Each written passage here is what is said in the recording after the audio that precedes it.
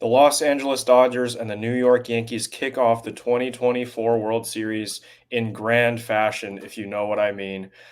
Garrett Cole on the bump for the Yankees, Jack Flaherty on the bump for the Dodgers.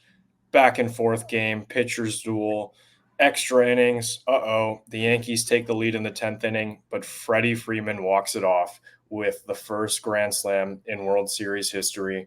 We're here on the Two Way podcast to break it all down. Subscribe if you're new. Probably are. We haven't been doing this for that long. I'm Andrew. This is Brandon. He's a lifelong Dodgers fan. I'm the biggest Shohei Ohtani fan in the world. Coming off that game, we just watched it together. I don't know how long my voice is going to last because we were screaming for a solid like 5 to 10 minutes after that. But man, what an exciting game. What are your first takeaways from that thriller? Man, that was a roller coaster of a game, first of all. Like the ups and downs when Stanton absolutely hit a nuke. I thought it was going to go out of Dodger Stadium again. Yeah. But overall, just a classic World Series game. 23 was really good. 22 was really good. And in 24, we followed up with this banger of a game. So I'm super excited. I'm hyped as a Dodger fan. But as a baseball fan, there's a ton of things to look at, a ton of things that even younger fans can look at and find some takeaways from. Overall, just a generally really fun game to watch. Yeah, this game had everything. Flaherty looked dominant for the first 5 or so innings. It looked like, man, prime Jack Flaherty back with the Cardinals 2019. Finished fourth in Cy Young voting, but then all of a sudden, this Yankee lineup can really turn a game on its head. Harmless looking walk to begin the inning, but then Giancarlo Stanton reached down, knuckle curve, and launched it to the moon. And it looked like that was going to be it for the Dodgers, honestly, because Garrett Cole had it all working. But a couple defensive miscues from Juan Soto, great base running from Shohei Ohtani to extend the double and get to third base for the sac fly by Mookie Betts to tie the game. And for the most part, the bullpen was pretty locked down. Blake Trinan's one slip up in recent memory. He's been lights out the entire postseason, but he gives up that run. Jazz Chisholm gets a single, steals second, steals third. And then Tommy Edman can't quite turn the double play. It was a really hard play, especially with the infield drawn in. It was great on the Dodgers to pick them up. I thought that they had a good chance to score at least a run in the 10th inning.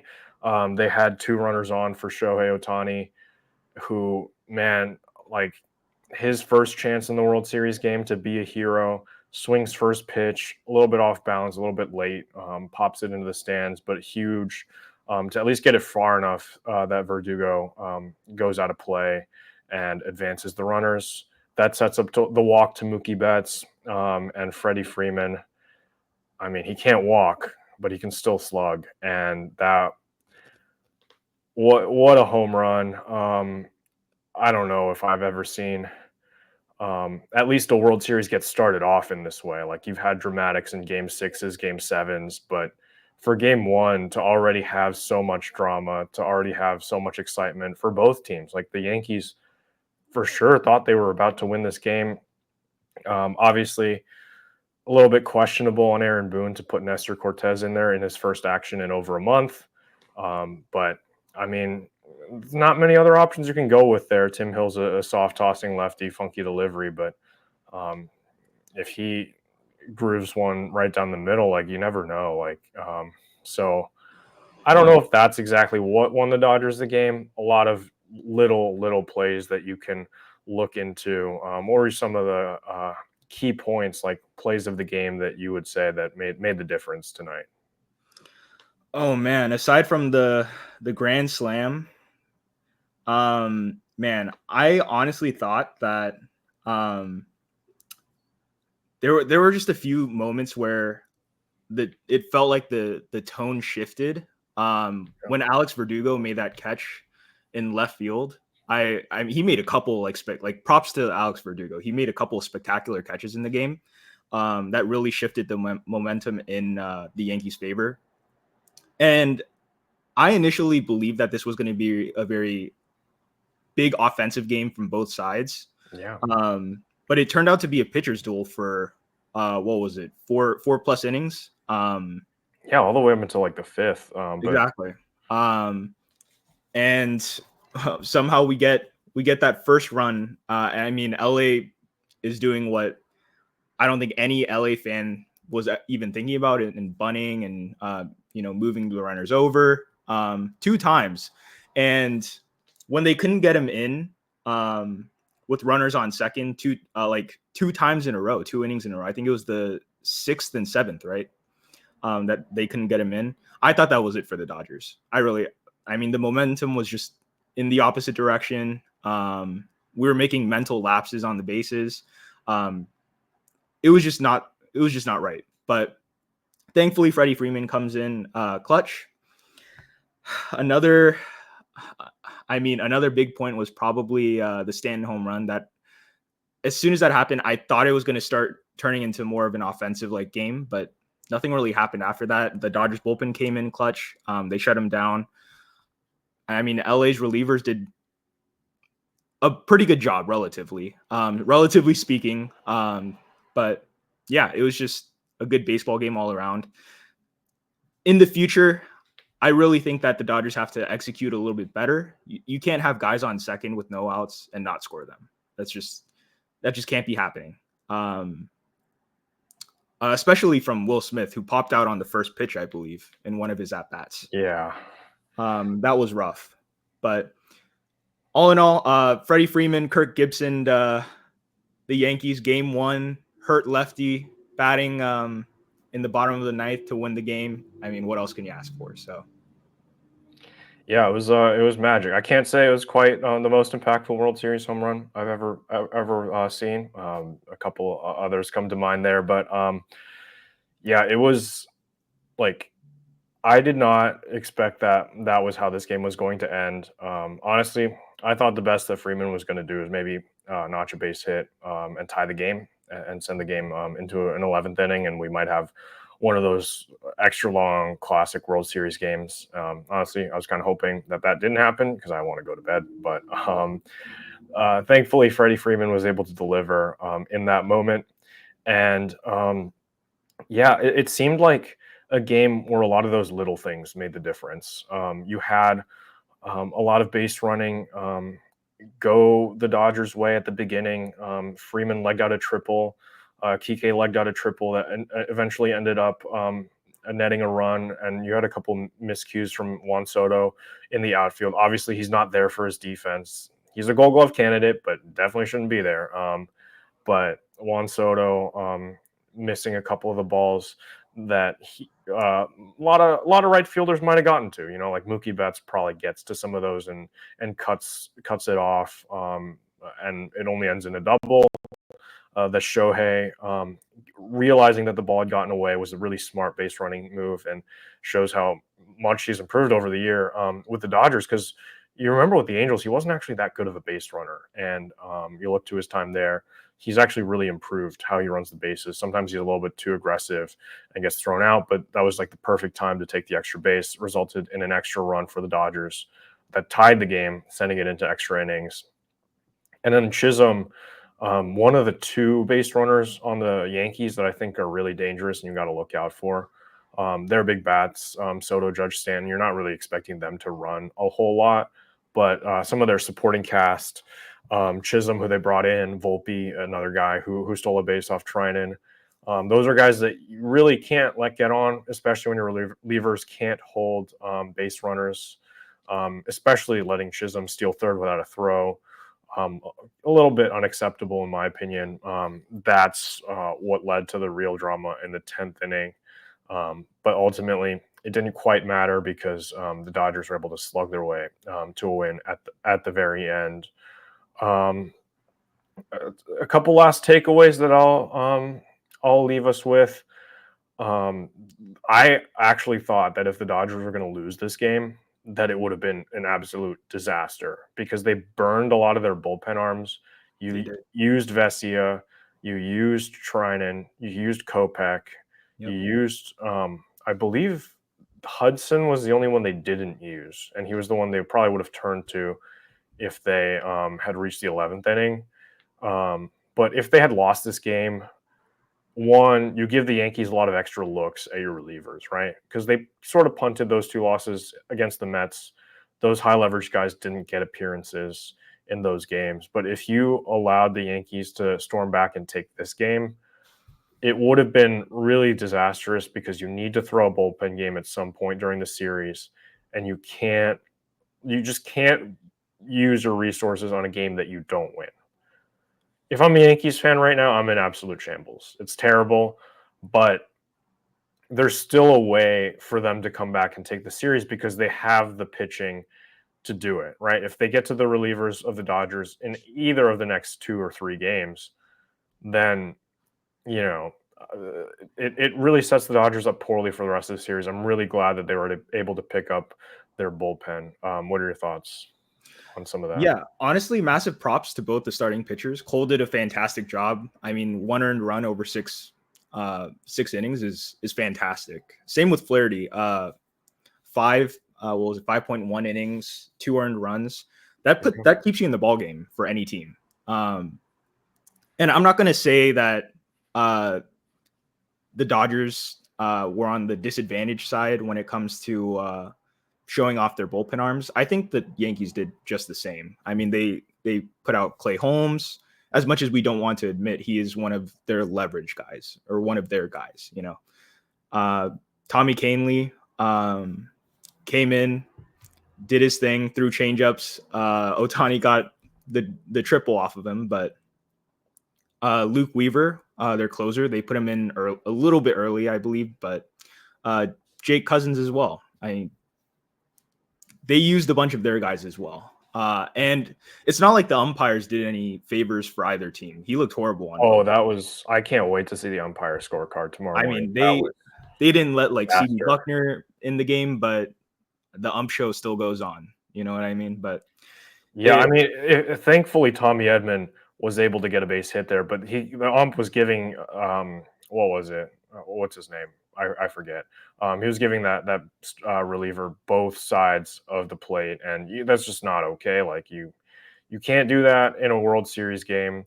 I saw a stat earlier today where it was something like that the umpires in this World Series on average have a higher missed call percentage than like the average umpire in Major League Baseball, which I mean, it showed this game. what are we doing? Like you need to get your best guys out there for the most important games of the year. Like this is not okay, but thankfully it didn't go wrong for the Dodgers. Honestly, there were probably some calls that went the Yankees' way too, but we'll have to see what the scorecard looks like. I'm just thinking about those calls in the bottom of the 10th where, yeah, if Tommy Edman is retired there, the whole game is shifted on its head, right? Instead of, what was it, 1 out to Freeman or 2 outs? It was 2 outs to Freeman. 2 outs. Yeah. So he wouldn't even have gotten there at that point. The Yankees would have won the game, which is crazy to think about.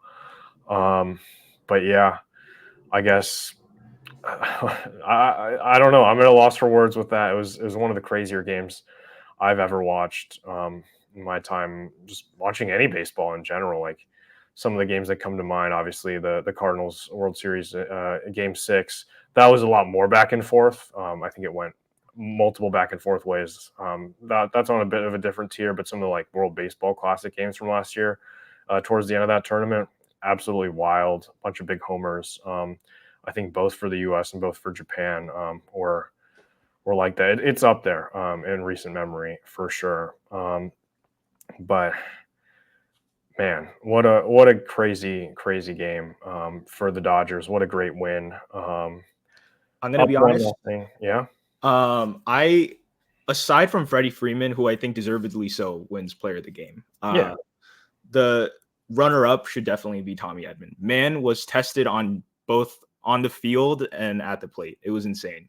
I think in the first like 3 innings, he had like 4 or 5 ground balls hit to him, and none of them were easy to field. And then he goes Yeah. out, gets 2 hits. And the second one being, I mean, it set up Freddie Freeman essentially. I knew that if he got a hit, we could make something really happen.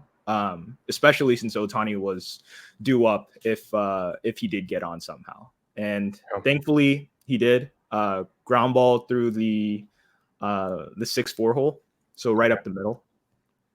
But yeah, he played a absolute pivotal role in the Dodgers win today. So massive credit to Tommy Edman today.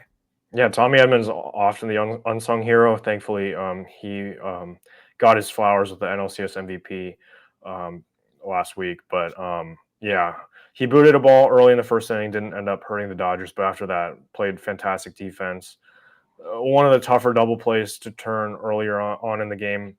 Unfortunately, wasn't able to get that one done in the 10th. But like, still, credit to him for blocking that. He made a couple of nice plays. Even if he didn't get the out, he was preventing runs. Like, this guy was meant to be the Cardinals starting center fielder this year, and he's doing all this at shortstop. Like, I don't understand how this is even happening, because he's a great center fielder too. What a defender.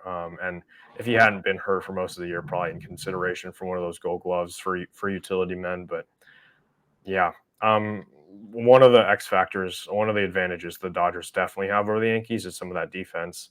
Obviously, Volpe is a great defender, showed off the arm a couple of times today.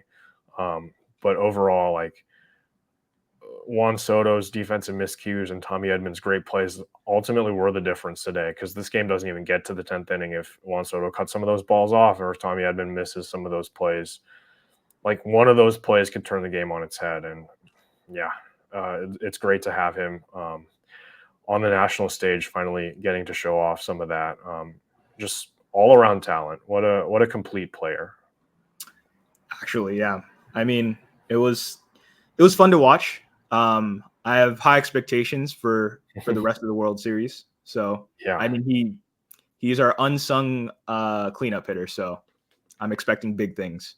hey, he might be batting cleanup tomorrow. As we He get might. into that, but He might. how does it get any better than this, man? Like, it is. Ooh, it's going Yeah. to be a hard game one to top, but we still got plenty of World Series left to go, and it's not going to be easy, as we saw. Like, this is the first tight game the Dodgers have played since the NLDS, like Game 5, 2-0 game, but it wasn't that tight. Honestly, the Padres never really got any chances. It's probably since like one of those Game 1 or Game 3, one of those back and forth affairs with the Padres. And I can tell the Yankees are relentless. They're not going to roll over like the Mets did in some of those blowout games. They have the pitching to really go toe-to-toe with the Dodgers. And moving on to Game 2 tomorrow, Yoshinobu Yamamoto takes the mound against the Yankees, who almost signed him.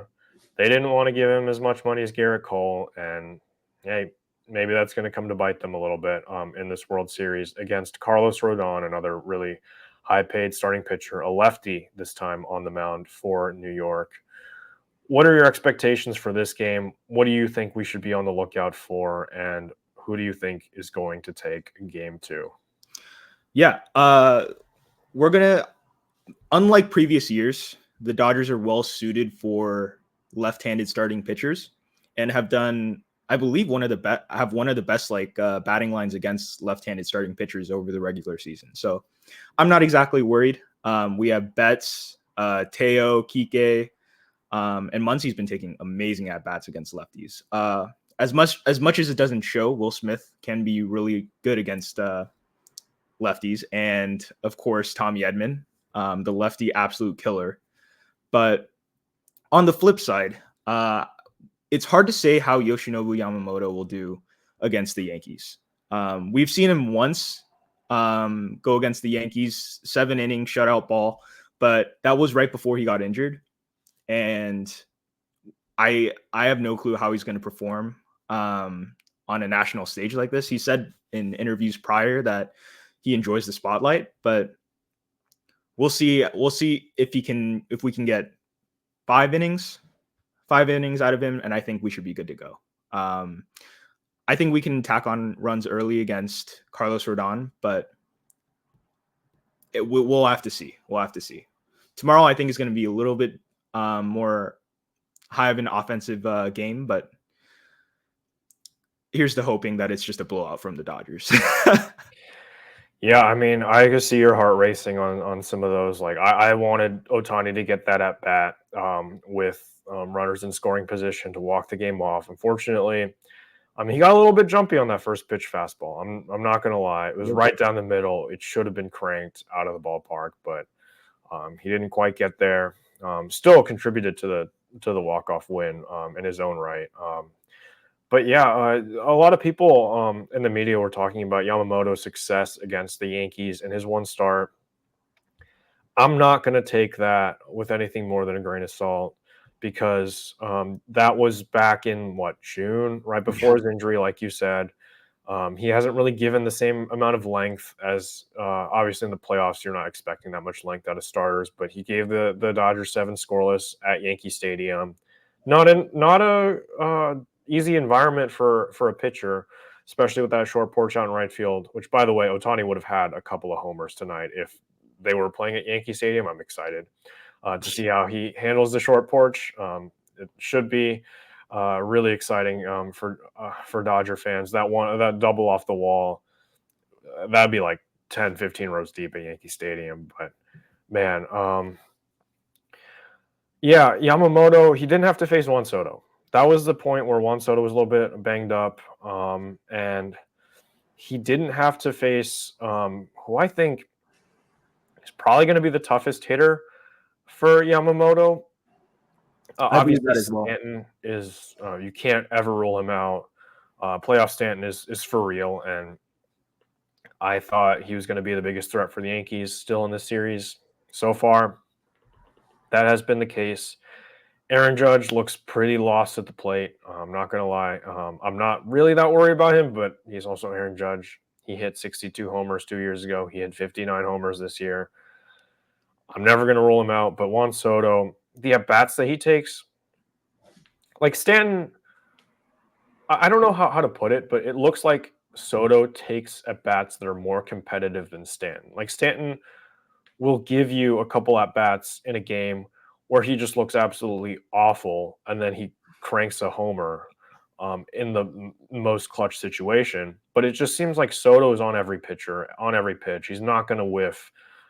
He's not going to look absolutely terrible on some of those pitches. But also, to be fair, in the at bat where Stanton homered, he did look pretty awful in a couple of Jack Flaherty's breaking balls down in the dirt. But Soto is going to be a big factor in tomorrow's game. Yamamoto's never faced him. And yeah, I mean, a lot of people could probably mow down the Yankees lineup without Soto. Like look at them last year. They were not nearly as good of a team without Juan Soto last season. They missed the playoffs entirely. Completely different team this year.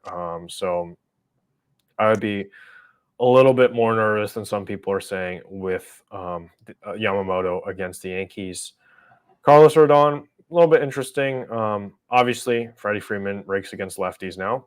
He hit that grand slam off Nestor Cortez, who was brought in to face those two lefties, Ohtani and Freeman. Ohtani, not as good of numbers against lefties. Also, in this postseason, has been pretty bad against lefties, but he's Shohei Ohtani. His bat against lefties is like an 895 OPS. Still a really good hitter. And yeah, I expect that he'll still be just as dangerous against Carlos Rodon tomorrow. But I'm not sure what we're going to see tomorrow. I think it's going to be a lot more of a slugfest. I wouldn't be surprised if both teams score at least 5 runs tomorrow. Just seems like the kind of high-powered matchup that we're going to get. Pitchers duel today. You got Garrett Cole starting for the Yankees. You got Jack Flaherty giving you everything he's got for his hometown team. I would expect, I mean, there's going to be some absolute bombs hit by these two teams. The Stanton homer today, the Freeman homer at the end of the game, but we're not even close to done with the series. I don't think. I think the Yankees are going to get a couple. I don't know if I'm going to predict them to win tomorrow, but Yeah. Who are your keys to success in Game 2 of the World Series? Game 2 will be Teoscar Hernandez, like no doubt. When he was at Yankee Stadium, and it shows with his career numbers as well. He absolutely kills lefties, and he does well in against the Yankees for whatever reason. So we'll see. I'm expecting him to go 2 for 4 with 2 doubles, and a couple RBI, but we'll have to see. Another factor that may come into play is the other Hernandez. He was definitely a role player today. Sack bunt, got a hit as well as Tommy Edman. Tommy Edman is amazing against lefties, and Carlos Rodon is your standard lefty. Good fastball. I think he has a sinker as well as a slider. So we'll have to see, and a changeup. So standard mix. We'll have to see for tomorrow, but I'm super excited. Super excited. Yeah, one thing that I did want to note is that the hitting with runners in scoring position today was a little bit poor. Well, That on both very sides. nearly Yeah. cost the Dodgers the game. Kike bunts the runners into scoring position, and Will Smith pops out. You mentioned that earlier as a potential point of frustration, but I mean, against Garrett Cole, against some of those high leverage Yankee arms, there's not a lot you can do. You have to get to the bullpen early tomorrow against the Yankees. Garrett Cole almost gave the Yankees 7 innings. He pitched into the 7th. Actually, it was 6+. Six So plus. he didn't almost complete it, but like, you know what I mean? He gave the Yankees a quality start. You need to get to the Yankee bullpen earlier because they have enough arms to last them for like a couple innings with Weaver and Canely, which man, I don't know how a guy can get away with throwing all the changeups. Like it's not like it is a nasty changeup, 89, but it's not that dominating of a pitch where you can sit on it, right? He has thrown like 50 consecutive changeups. Like it's not. I don't get it. Also, hitting a baseball is the hardest thing to do in sports. You've actually hit baseballs before. I haven't, but you know, I don't know. Maybe I'm talking out of my foot, but um, yeah, I don't really get it. I feel like they should be able to sit on that. Otani was able to get a hit off that changeup, which was great. But some of the other hitters didn't look that great off of it. My key to the game is Tommy Edman. If you'll recall, I don't know how many Dodger fans know about this, but it's kind of iconic when Albert Pujols pitched against the San Francisco Giants back in 2022 during his farewell season. It was on national TV. It was on ESPN. So Sunday Night Baseball. Albert Pujols gets to pitch. Well, guess why Albert Pujols got to pitch? It's because the Cardinals are up by like 11 runs, and it was all off Carlos Rodon. And why am I saying this? Because I believe Tommy Edman absolutely raked off Carlos Rodon that game. Um, and also in the bottom of the or in the top of the ninth or bottom of the 8th inning, the Giants also threw a position player, and Tommy Edman hit a little nubber off the bat, and they made an error, and he was somehow safe at first. I thought that was really funny, but I believe Tommy Edman had a great game against Rodon that day, and it led for Albert Pujols to pitch, who I think Dodger fans like quite a bit. So I would look for him again to make an impact. Always against the lefties. Teoscar Hernandez is also a good pick. He rakes against the left-handers as well. Do you think he'll bat cleanup tomorrow, or do you think you have to bat Shohei Betts, Teo, and Freeman ahead of Tommy, right? Like especially after Freeman's grand slam. Yes. I don't know what the Dodgers' plans are going to be for Freddie Freeman on whether they want to give him a break or not. Yeah, I think he's playing tomorrow. I think he's going to force his way into that lineup after tonight. He said in his interview that he felt pretty good today, so I would expect And him you have in to the run lineup. around the bases. He flips the bat and he just takes a little trot. And So what I actually expect is that he'll probably hit after maybe Teoscar Hernandez, yeah, as maybe the 5 hole. mm-hmm. I don't know if they're going to switch that up or not, but we'll see. I fully expect it to be Otani, Betts, Freeman, Yeah. Teo, and then probably Edman. Well, all I know is Edman's not batting ninth tomorrow against the lefty. But yeah. Any final score predictions for tomorrow's game? I'm going to pull up Edman's stats against Rodon real quick while you score predictions. I think it's probably going to be a high scoring environment. I'm going to say it's going to be 8-6 Dodgers. I think that's a fair score. Let's see. By the way, Tommy Edman is 2 for 6 with a homer and an RBI in 6 plate appearances against Rodon in his career. 333 average, 333 on base, 833 slugging for a 1.167 OPS. So there you go. That's all in 2 games. I believe that homer has to have come in that game against the Giants. I don't think that is in doubt. But yeah, I'm gonna go. Man, I'm not betting against the Dodgers. We're gonna look we're gonna look silly tomorrow when the Yankees tie the series, but I'm gonna say the Dodgers win the game 6-5. High leverage arms come out again, which might come back to bite them later in the series, but I think all of these games are gonna be really close, not really many blowouts. But yeah, what an exciting day for Dodgers fans. It's the first time I've been invested in the World Series in a while. Probably the last time I was truly invested is when I was hate watching those Cubs back in 2016. Didn't end up well for me, but excited for another day of Dodger baseball tomorrow. It's going to be a fun one, and man, yes, sir. Yankee fans, rest assured, the team looked great. It's not nearly over yet. There's ways to bounce back, but man, it was great 100%. to put the dagger in them for Game 1. That was one of the better moments in postseason history, I have to say, in recent memory. Forgive Boone, honestly. I know a lot of Yankee fans are probably really upset with Aaron Boone. I don't think he made the wrong decision there. It was a coin flip between Tim Hill and Carlos Rodon, or not Carlos Rodon, Nestor Cortez. I don't know if I would have given Cortez the high leverage in the 9th. Like starters in the bullpen, like it was one of my friends is a Mariners fan. He was like, the Yankees got the Robbie Ray moment. And I was like, yeah, it did feel like that. When the Astros, Jordan hit that homer off Robbie Ray back in the ALDS a couple years ago. Yep. Well, if you think about it from the opposite side, right? If Nestor Cortez gets out of that inning and the Yankees win, his confidence level goes up by a ton, and so do the Yankees. And they are probably going to not steamroll, but they will have a ton of momentum going into Game 2. And even if the Dodgers just like tie the game, at least Cortez gets like some experience and he knows what to do for the future. He's not like fully down. But because he lets out like a freaking grand slam against same-handedness matchup, I don't know if we're ever going to see him in a high leverage situation in the World Series again. I really don't. That quote about the not pitching next year for a World Series ring is certainly not aging too well for Yankee fans, but we'll take that over here. He's got the right attitude.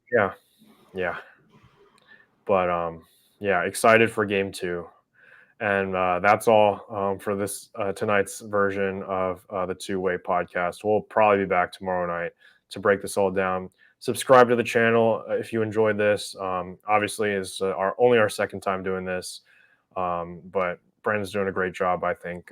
First time podcasting. So I'm excited for the rest of the World Series, and we'll see you guys next time. Thanks, guys.